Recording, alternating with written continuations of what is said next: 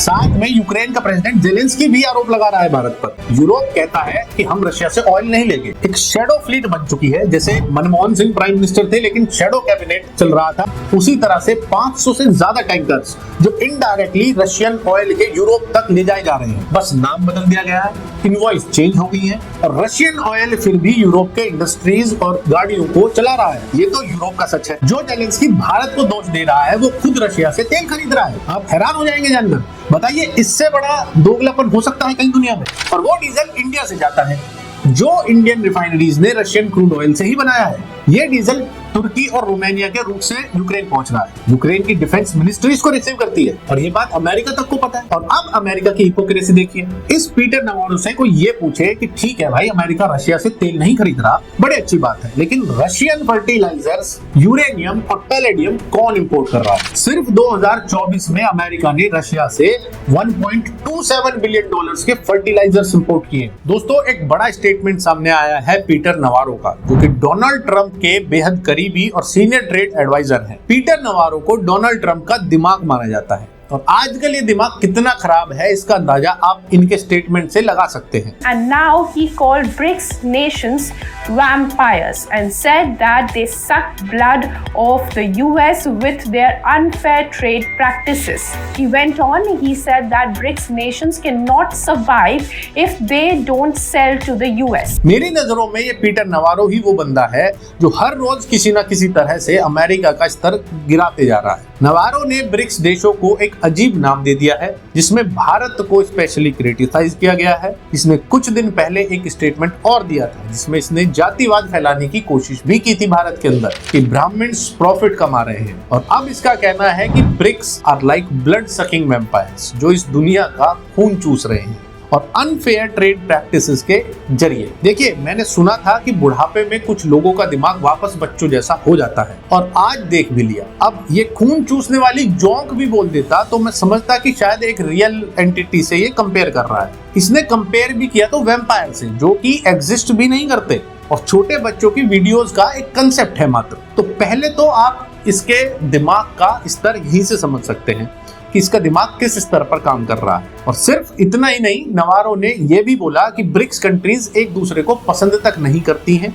और historically they all hate each other और एक दूसरे को मारने की हिस्ट्री भी इन सभी देशों की आपस में रही है और अब मिलकर खून चूस रहे हैं। तो ये स्टेटमेंट दिया गया है मेनली जो रशिया से तेल खरीदा जा रहा है उसके ऊपर। और एक मशहूर कहावत है हमारे यहाँ कि छाछ तो बोले ही बोले पर छलनी भी बोले। साथ में यूक्रेन का प्रेसिडेंट जेलेंस्की भी आरोप लगा रहा है भारत पर। लेकिन अगली कुछ मिनट्स में इनके इस फेक नैरेटिव का भांडा फूटने वाला है, जिसमें से कुछ चीजें शायद आपने सुनी भी हो, लेकिन कुछ ऐसे पॉइंट्स हैं जो दुनिया को अभी तक नहीं पता है पर पता होना चाहिए। अब सवाल ये उठता है दोस्तों, जब नवारो ब्रिक्स को वैम्पायर बोलता है तो यूरोप क्या है? यूरोप कहता है कि हम रशिया से ऑयल नहीं लेंगे। यूरोप ने एक बड़ा प्लान बनाया है कि 2028 तक रशियन क्रूड ऑयल को पूरी तरह से वो बैन कर देंगे। यहाँ तक कि एक प्राइस कैप भी लगा दिया गया है $47.6 पर बैरल के हिसाब से, यानी कि इससे ऊपर कोई भी रशिया से तेल नहीं खरीदेगा ताकि रशिया का रेवेन्यू कम हो सके। पर असल में हो क्या रहा है? एक शैडो फ्लीट बन चुकी है, जैसे मनमोहन सिंह प्राइम मिनिस्टर थे लेकिन शैडो कैबिनेट चल रहा था, हाई कमान सरकार चला रही थी, ये आप सब जानते हैं। उसी तरह से 500 से ज्यादा टैंकर्स जो इनडायरेक्टली रशियन ऑयल के यूरोप तक ले जाए जा रहे हैं। बस नाम बदल दिया गया है, इनवॉइस चेंज हो गई है और रशियन ऑयल फिर भी यूरोप के इंडस्ट्रीज और गाड़ियों को चला रहा है। ये तो यूरोप का सच है। अब आते हैं चाइना की तरफ। चाइना रशिया का सबसे बड़ा खरीदार है, भारत से भी ज्यादा, लेकिन उसके ऊपर यूरोप और अमेरिका कोई सैंक्शंस नहीं लगा रहे। क्यों? क्योंकि चाइना से उन्हें और सामान भी चाहिए, उन्हें ट्रेड करनी है। China openly Russian crude oil खरीद रहा है, डायरेक्ट डील्स कर रहा है और बड़े डिस्काउंट्स पे कर रहा है। और रशिया के एक बड़ी फाइनेंशियल लाइन का हिस्सेदार ये चाइना है, लेकिन गुनहगार भारत को बनाया जा रहा है। और सबसे इंटरेस्टिंग केस, जो यूक्रेन खुद रशिया से युद्ध लड़ रहा है, जो जेलेंस्की भारत को दोष दे रहा है, वो खुद रशिया से तेल खरीद रहा है। आप हैरान हो जाएंगे जानकर। बताइए इससे बड़ा दोगलापन हो सकता है कहीं दुनिया में? यूक्रेन की रिफाइनरी क्रेमेंचुक को रशिया ने डिस्ट्रॉय कर दिया और अब यूक्रेन डीजल इंपोर्ट करता है और वो डीजल इंडिया से जाता है, जो इंडियन रिफाइनरीज ने रशियन क्रूड ऑयल से ही बनाया है। ये डीजल तुर्की और रोमानिया के रूट से यूक्रेन पहुंच रहा है। यूक्रेन की डिफेंस मिनिस्ट्री इसको रिसीव करती है और ये बात अमेरिका तक को पता है। लेकिन भाई तेल नहीं आएगा तो यूक्रेन चलेगा कैसे? तो तेल तो इन्हें चाहिए, बस दिखाना नहीं है। सोचो दोस्तों, एक तरफ यूक्रेन रशिया के अगेंस्ट फाइट कर रहा है, दूसरी तरफ वो इनडायरेक्टली रशिया का क्रूड ऑयल यूज कर रहा है। क्या वो वॉर को फ्यूल नहीं कर रहा है खुद ही? इंडिया का केस और इंटरेस्टिंग है। इंडिया के इंपोर्ट्स में 38% तक रशियन क्रूड शामिल है और इंडिया इसी क्रूड को रिफाइन करके डीजल और पेट्रोल बनाता है। फिर वो रिफाइंड फ्यूल यूरोप को भी बेचता है और यूक्रेन को भी बेच रहा है। तो इनडायरेक्ट तरीके से यूरोप और यूक्रेन भी वही रशियन ऑयल यूज कर रहे हैं और भारत से खरीद रहे हैं, जो वो पब्लिकली बैन करते दिखाई देते हैं। और इसी के बीच यूक्रेन की अब एक और हरकत देखिए। यूक्रेन ने द्रुजबा पाइपलाइन पर अटैक भी किया था, जिससे हंगरी और स्लोवाकिया की ऑयल सप्लाई रुक गई थी।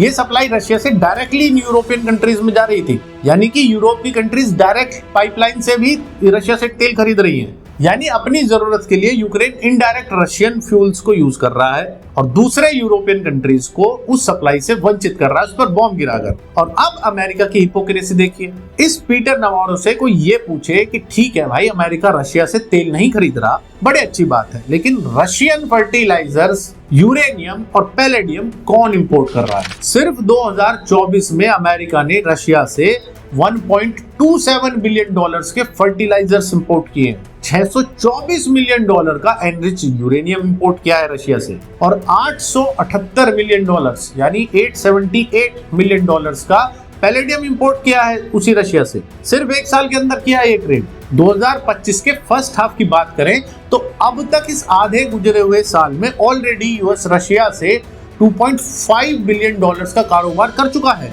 अब आप तेल खरीदो या कुछ और सामान, अमेरिकन पैसा तो रशिया की जेब में ही जा रहा है ना। या रशिया सिर्फ तेल के पैसे से वॉर को फंड कर रहा है और अमेरिकन पैसों को वो हाथ भी नहीं लगा रहा। अकेले अमेरिका और यूरोप से ज्यादा पैसा कोई रशिया को दे रहा है क्या? जवाब है कोई और नहीं दे रहा। सबसे मोटा रकम या तो चाइना दे रहा है या अमेरिका दे रहा है या यूरोप दे रहा है रशिया को। उसके बाद भारत का नंबर है। खुद इस वॉर को फंड कर रहे हो, खुद अपने हथियार बेच रहे हो, उससे पैसा कमा रहे हो। है हिम्मत तो व्हाइट हाउस इस डेटा को नकार के दिखाए। मैंने पहले भी बोला था कि ये कुछ लोग अभी भी वो 90s और 80s के दौर में ही जी रहे हैं, जिन्हें ये लगता है कि कोई भी नैरेटिव फैलाओगे तो इजीली बात फैल जाएगी। लेकिन शायद इन्हें ये नहीं पता कि आजकल इंटरनेट और सोशल मीडिया हर घर पर है। हर कोई भी चीजें ऑनलाइन वेरीफाई कर सकता है। तो इस तरह के फालतू के नैरेटिव्स आज की डेट में नहीं चलते। सोचने की बात यह है कि असली वैम्पायर कौन है? ब्रिक्स, यूरोप, यूक्रेन या यूएस खुद? सबसे ज्यादा अनफेयर ट्रेड कौन कर रहा है? आपको क्या लगता है? कमेंट में जरूर बताएं। जय हिंद।